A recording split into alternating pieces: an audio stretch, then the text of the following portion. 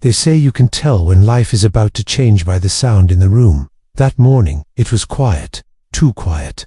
Just the faint ticking of the kitchen clock, the distant hum of a neighbor's lawnmower, and the soft creak of my old apartment. Walls that had watched me fall apart more than once. The letter came wrapped in ivory linen paper, slipped beneath my door like an afterthought. No name on the front, no return address, just elegance and weight and a strange sense of finality. I almost didn't open it. I almost threw it away. But something made me pause. My fingers shook as I peeled back the envelope. One line in delicate silver script knocked the air from my lungs. Scheduled staff, Carter Winter's wedding, Whitehill Estate. My eyes froze on the names.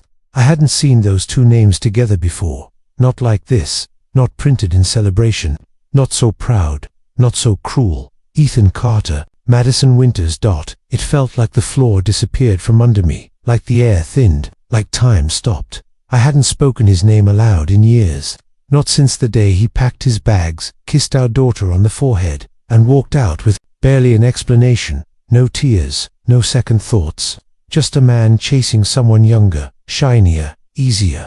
I was too much reality for him, I suppose. Bills, responsibilities, a daughter with asthma, a wife who had dreams but no time left to chase them. He left me for Madison. She was all polished ambition, glowing skin, and easy compliments. I remember her first day at our non-profit 26, fresh out of grad school, all bright eyes and subtle smirks. She used to call me Mrs. Carter with this syrupy tone, like she already knew something I didn't. Apparently, she did. Now, 3 years later, they were getting married, and I was invited. Not as a guest, not even as an old friend. I was scheduled to clean the venue. That part sank in slowly. Through an agency, under an ID number, they'd assigned me to their wedding staff. I was to mop floors, polish glassware, and tidy up after the toasts. It couldn't be a coincidence. No, this was something else, something worse. I sat on the couch, still wearing the hospital band on my wrist from yesterday's appointment. The sunlight fell across the room in soft golden streaks, and yet everything felt grey. My back ached from the latest treatment, and the nausea came in waves I had learned to ride like a silent storm. 6 months, that's what the doctor had said. Maybe. Less. Stage 4. Terminal. The words didn't echo anymore, they just settled. Quiet. Heavy. Like fog. I hadn't told Ava yet. My daughter was 16. Smart. Sensitive. She was the kind of girl who cried over shelter dogs, and still kissed my cheek every morning before school. She was also the kind of girl who deserved a future that didn't begin with a mother's obituary. I smiled through the pain. I joked through the weakness. I faked strength every single day until the minute she fell asleep. But this letter shattered something inside me. I must have sat there for hours before Rosa barged in. She had a key. She never knocked. She said knocking felt too distant for best friends. When she saw me with the letter in my lap, and my face pale with disbelief, she didn't say anything for a long time. She just stood there, arms folded, her eyes searching mine. Tell me this isn't what I think it is. I held the card up wordlessly. She grabbed it, read it, and then cursed under her breath.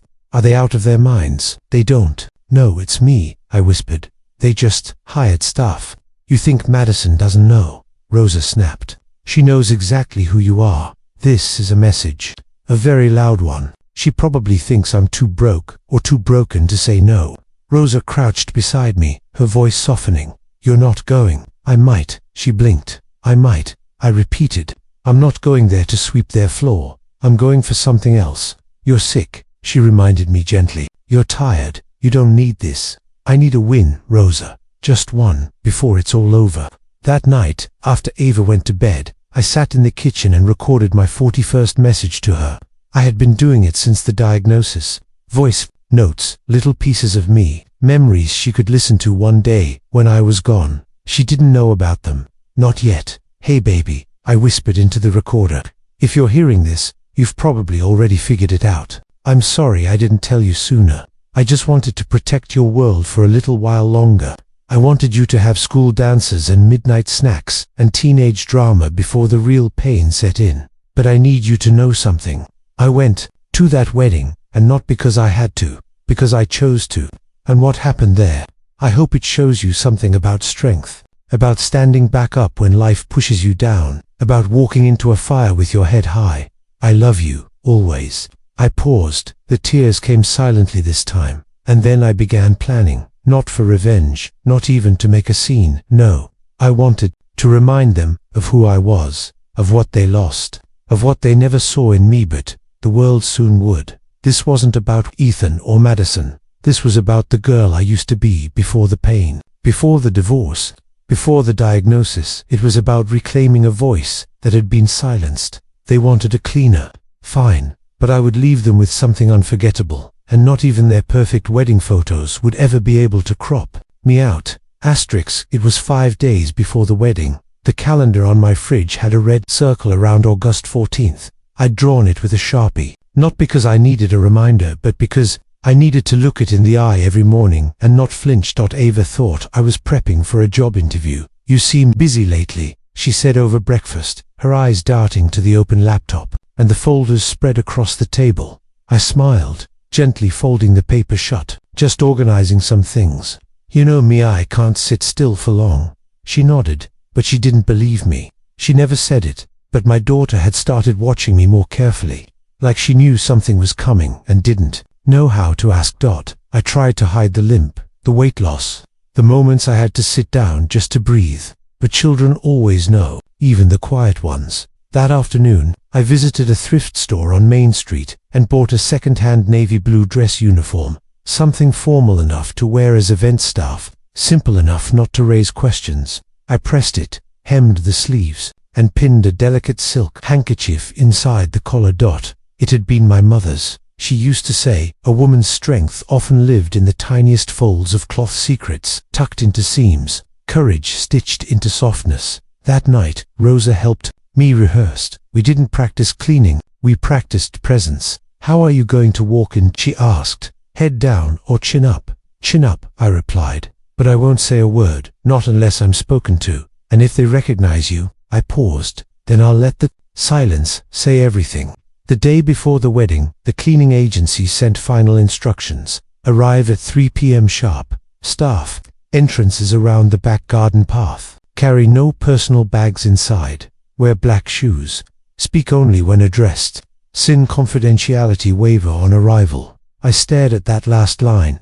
They wanted silence, control, perfect obedience. But silence can speak volumes. That night, I recorded another message for Ava. This one was slower, less certain, but somehow more hopeful. You've always asked me why I never fought back, why I didn't scream when he left, why I didn't chase after justice.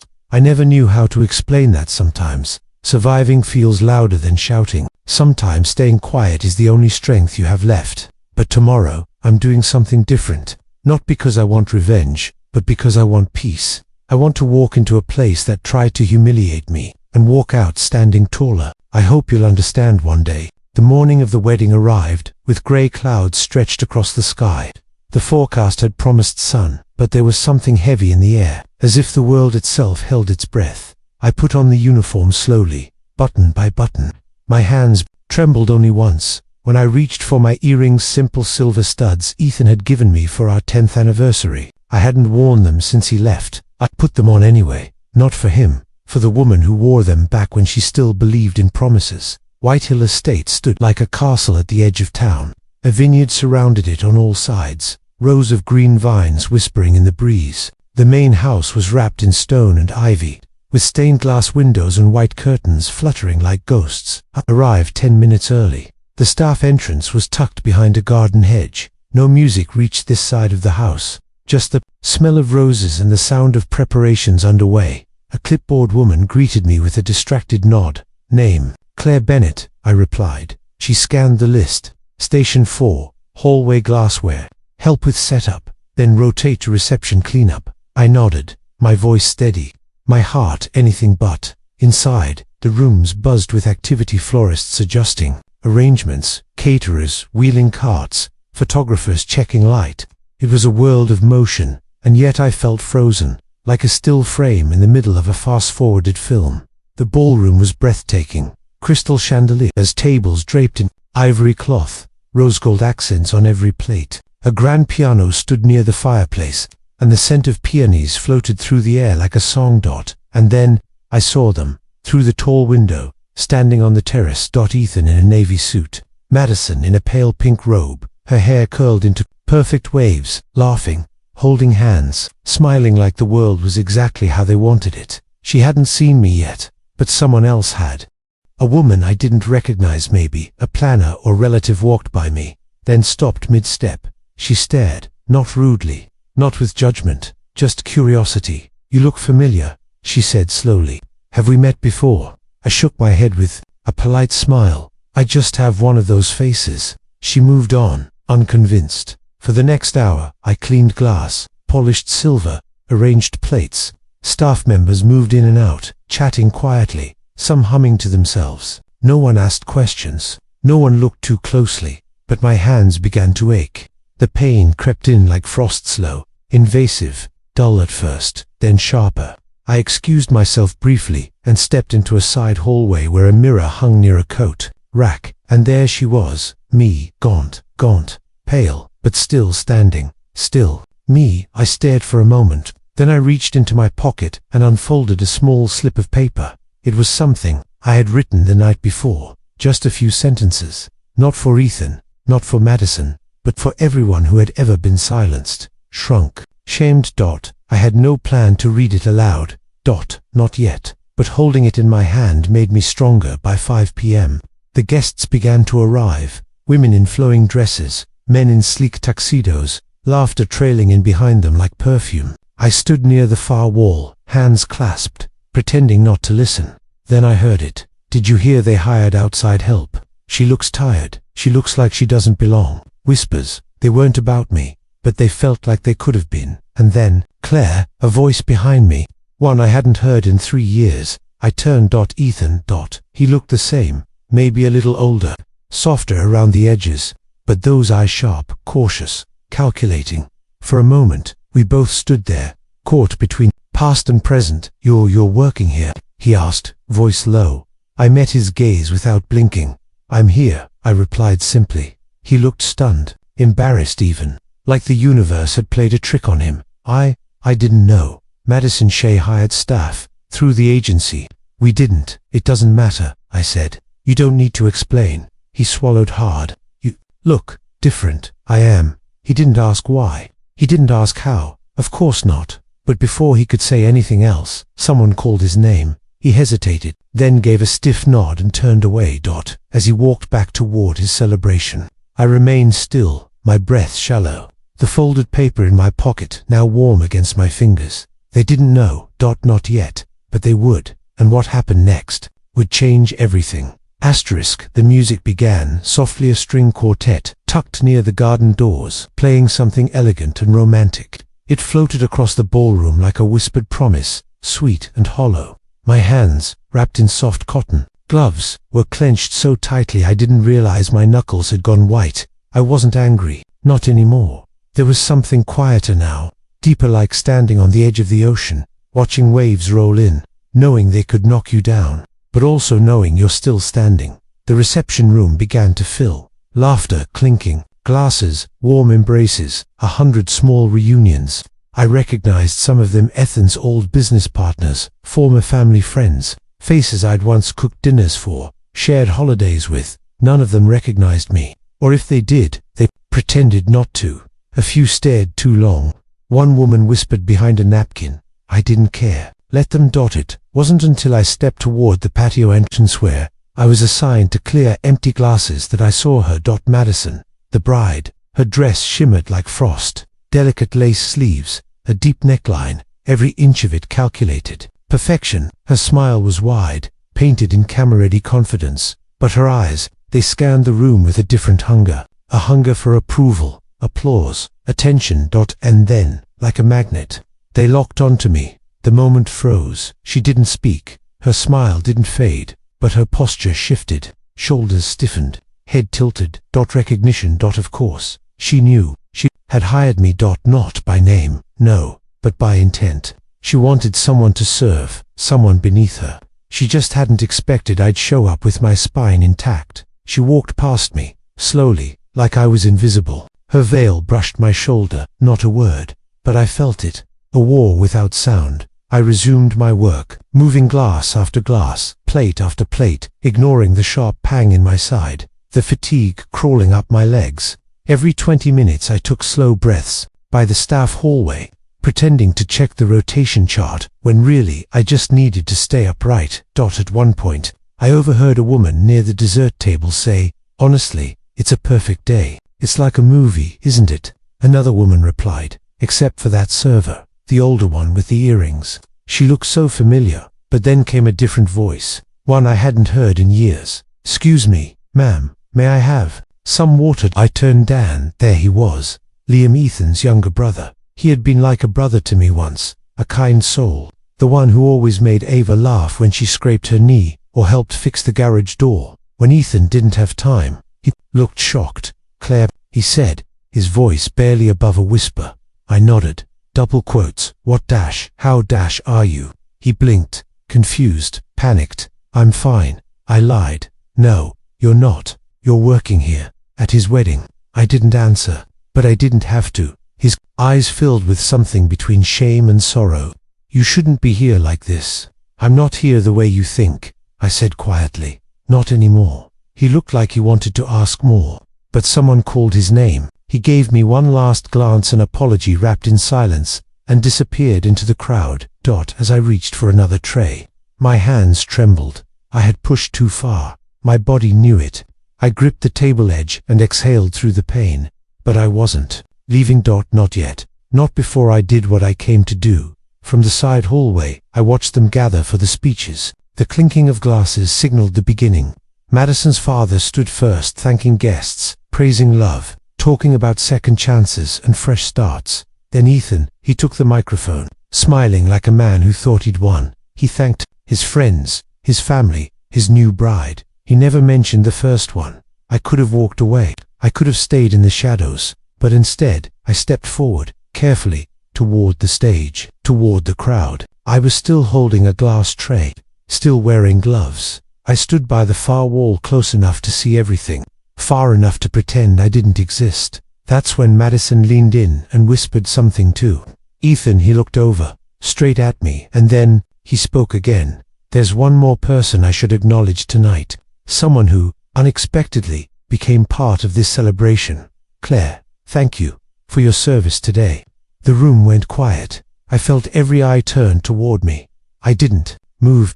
He smiled, mocking. Maybe Madison smiled too, more like a smirk. That's when I reached into my pocket. I didn't speak, not yet. I simply unfolded the small slip of paper, slowly, intentionally. My hand trembled only a little. I placed the paper on the edge of the nearest table and walked away. A few guests leaned in, curious. One of them picked it up, read the first line aloud. "To the woman I used to be, this is not your ending." People looked around. Madison's face stiffened. Ethan blinked, unsure. Another guest kept reading. "Sometimes you don't get to choose how people remember you, but you do get to choose how you show up. And today, I choose to stand not in shame, not in silence, but in truth." A hush fell over the room. I didn't need a microphone. I didn't need revenge. Just that one moment, the moment when my presence was no longer a secret, the moment when the story began to shift. I walked out the side door, into the garden, the music still playing faintly behind me. I sat on the bench near the roses, closed my eyes, let the wind lift my hair, and for the first time in a long time, I didn't feel like someone who had been left behind. I felt like someone finding her way forward. The garden was quiet, shaded in amber light, the sun just beginning to dip behind the vineyard hills. The distant hum of celebration floated behind me, muffled by thick stone walls and tall hedges. I sat there, completely still, letting the earth hold me up. My body ached, but it was the good kind of ache, the kind that tells you you've walked through something hard and come out the other side. I didn't cry, not yet. Instead, I reached into my purse and pulled out a small, black notebook. The leather cover was worn, frayed at the edges. Inside were letters, dozens of them, all for Lily, some short, some several pages long, most written at 2 a.m. when sleep wouldn't come and the pain was louder than my thoughts. I flipped to the last page I'd written. It was dated just 2 nights ago. The ink was smudged, my handwriting more jagged than usual, but I could still read it. You will grow into the kind of woman who knows how to stand alone when the world turns its back. That kind of strength is stitched into your bones, but I hope you never forget that even strong people deserve kindness, love, and rest. Be bold, be soft, and always tell your story." I closed the notebook, clutching it against my chest like a shield. "Claire." I turned. Rosa stood at the garden entrance, holding a cup of tea she'd somehow smuggled past the waitstaff. She handed it to me with that familiar look, half exasperation, half love. "You slipped away like a ghost," she said, sitting beside me. "I had to threaten a DJ and a wedding planner just to find out where you were." I smiled faintly. "I didn't want a scene." "Too late, you are the scene." Half the guests are still trying to figure out if what just happened was part of the entertainment or not. I laughed quietly, resting my head back against the bench. "Let them wonder." She studied me for a moment, her gaze softer now. "I know you didn't come here for revenge. You came for something else, something you still haven't told me." "I came to be seen," I said, voice barely above a whisper. "One last time. By him, by her, by myself." Rosa was quiet, thoughtful.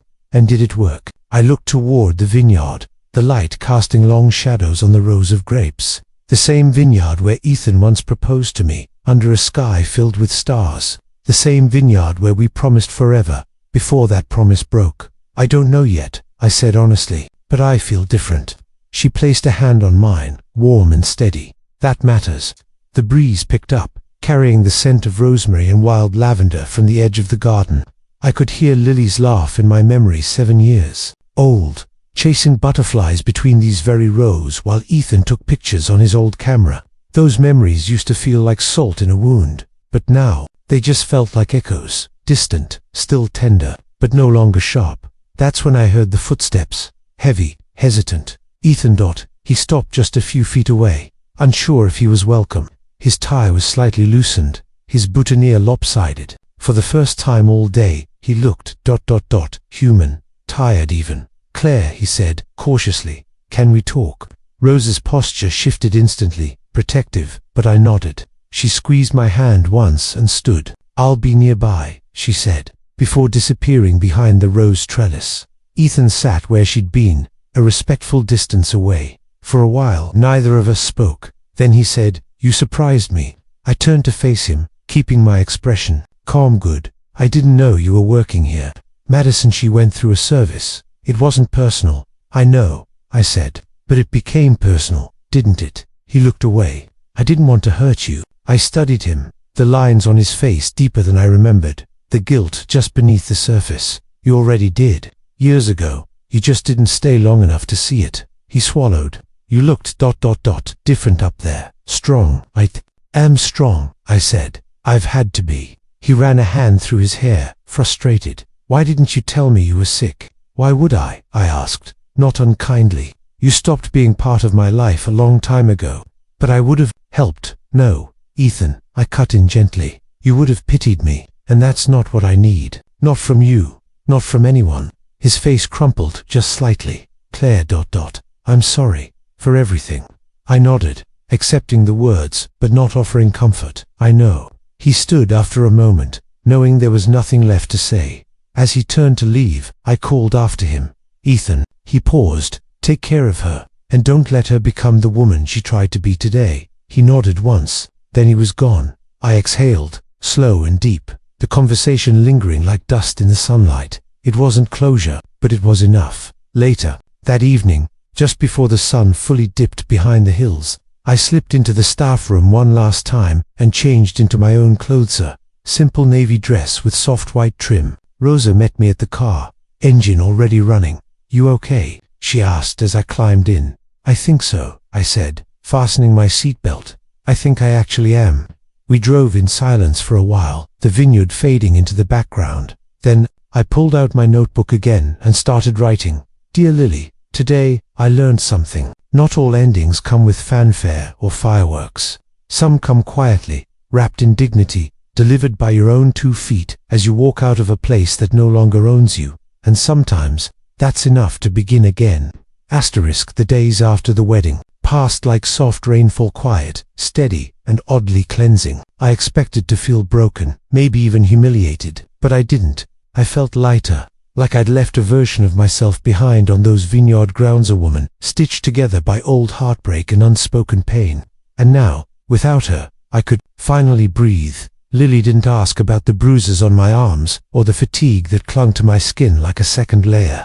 She only asked if we could make pancakes Sunday morning, and if I'd help her study vocabulary flashcards. Just a few more weeks till finals, she said, curling up beside me on the couch with her notebook and a blanket. Then I'm free. Free to do what? I asked gently, brushing a strand of hair from her cheek. She shrugged, smiling in that half-grown way only teenagers do. Free to figure it out.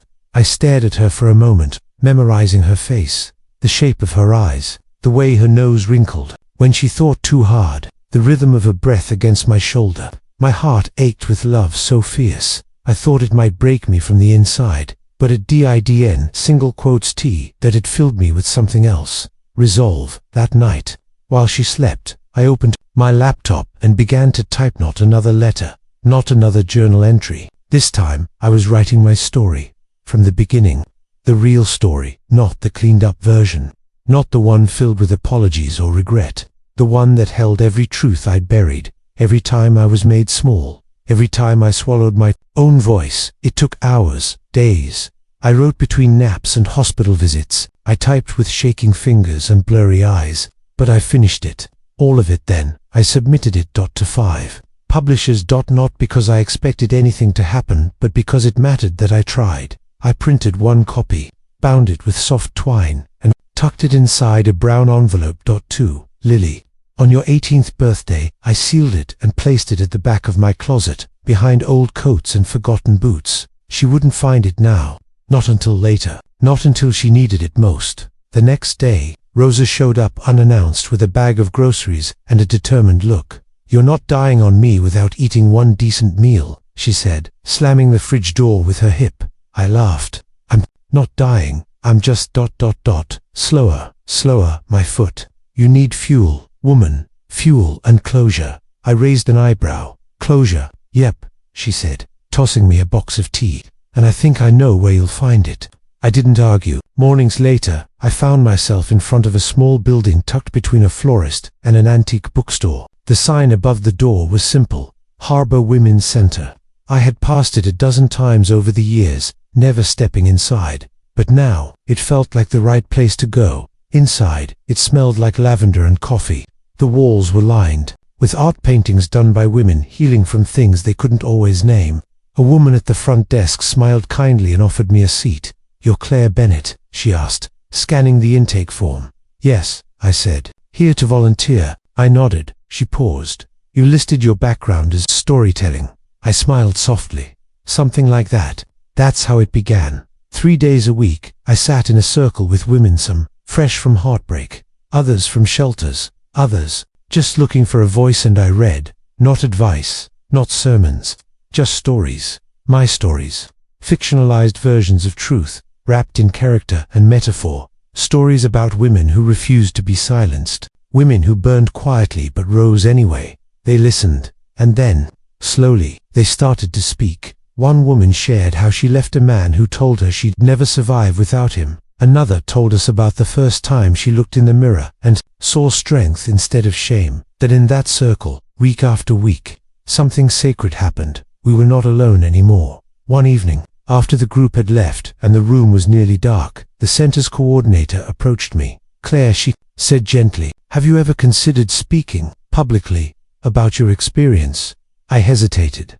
Public speaking used to terrify me, but now, with the clock ticking differently in my life, fear felt less powerful than it once did. "Maybe," I said, "if it could help someone." She smiled. "It will." Later that week, I stood behind a podium in a small church basement for my first talk. There were only 15 people, but I told my story anyway. The short version, not the wedding, not the heartbreak, but the moment I decided to stop being invisible. And afterward, a young girl, no older than Lily, approached me. Her eyes were red, but her voice was steady. "You made me feel less alone," she said. I wanted to say something wise, something healing, but instead, I simply took her hand and whispered, "You are not invisible."